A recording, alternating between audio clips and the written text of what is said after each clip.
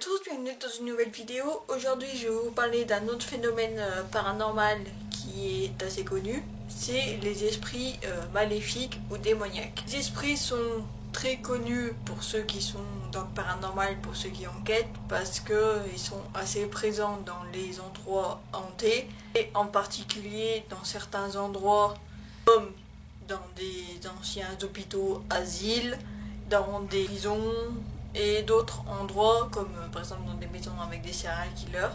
Les esprits sont humains, étaient humains avant, mais sont devenus maléfiques et démoniaques.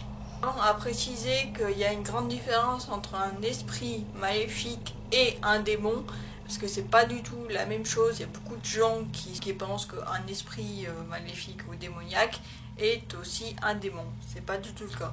Je ferai une vidéo sur les démons après, mais du coup je tiens vraiment à préciser que je pense qu'il y a beaucoup de gens dans le paranormal qui confondent les esprits maléfiques aux démons, alors que les esprits maléfiques étaient des humains. Voilà, donc c'est vraiment des esprits humains. Comme je l'ai dit, les esprits maléfiques sont la plupart du temps dans des anciens asiles, parce que c'était des fous et du coup il y en a beaucoup qui attaquent.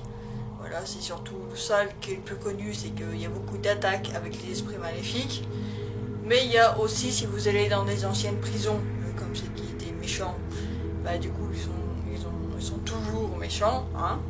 Il y a aussi les satanistes, donc du coup ceux qui étaient pour le diable, et voilà. Et du coup eux, voilà, on va plus vraiment les qualifier d'esprits démoniaques, vu comme ils vénéraient le diable, et ils vénèrent toujours le diable. Les esprits maléfiques ou démoniaques sont réputés pour être très intelligents, donc c'est eux avec lesquels vous allez sûrement avoir le plus de réponses. C'est parce qu'ils cherchent à tout prix de rentrer en contact avec vous et de vous détruire au plus possible. Voilà. Donc du coup c'est vraiment eux qu'on retrouve souvent dans les enquêtes, hein. Je fais un exemple de Ghost Adventure, voilà, c'est avec des esprits démoniaques qui enquêtent le plus, parce que malheureusement c'est avec eux qu'on a le plus de preuves. Il y a aussi des preuves avec des esprits bons, mais la plupart du temps c'est quand même avec les esprits démoniaques et que vous allez avoir le plus de réponses, parce qu'ils cherchent à tout prix pour rentrer en contact avec vous, pour faire du mal, parce que c'est leur but, et c'est comme ça.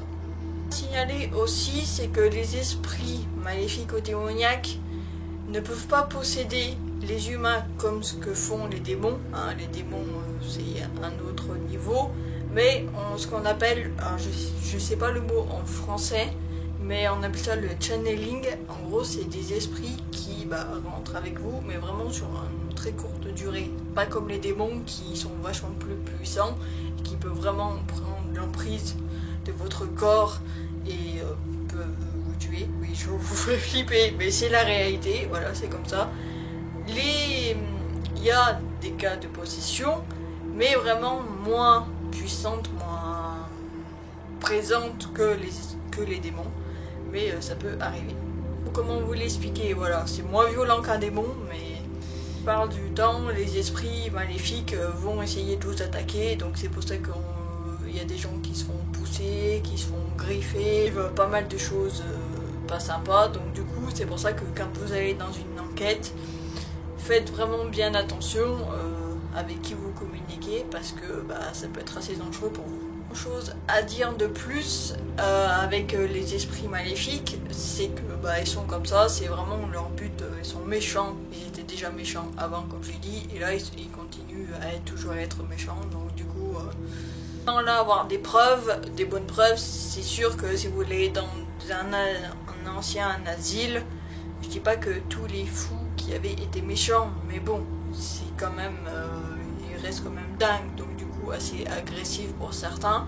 Si vous allez dans des anciennes prisons, ça c'est sûr, hein, voilà, aux États-Unis il y a plein d'endroits de plein d'anciens prisons, et que du coup c'est vraiment réputé pour être très actif, parce qu'il y a beaucoup d'esprits démoniaques maléfiques. Un autre endroit où il a vraiment des esprits et qu'on savait qu'il était déjà bien méchant avant, c'est les serial killers, voilà, les tueurs en série, ou juste les tueurs tout simples, hein, voilà, qui eux sont toujours méchants, hein. On savait qu'ils étaient déjà bien méchants, tout ce qu'ils ont fait dans leur sur la vie sur Terre, et ce qu'ils continuent à faire aussi maintenant. Donc comme j'en ai parlé d'ailleurs dans ma vidéo de Fox Halo Farm, ma dernière vidéo, si vous ne l'avez pas vue, n'hésitez pas à cliquer là sur le petit i, comme ça vous allez savoir que oui, les esprits des serial killers sont toujours là et sont toujours aussi méchants et agressifs. Voilà, donc ça c'était ma vidéo, elle est très courte, mais